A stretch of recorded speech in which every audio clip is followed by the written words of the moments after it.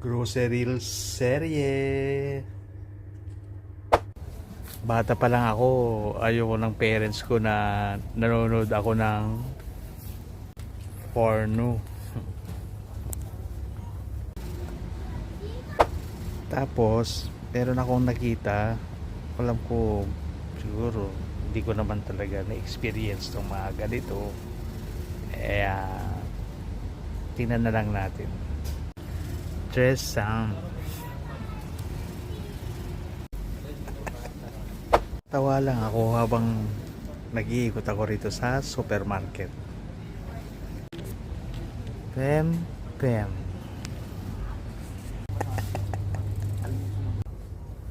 Kapitbahay namin nung maliit kami, naglalaro siya, napakalikot.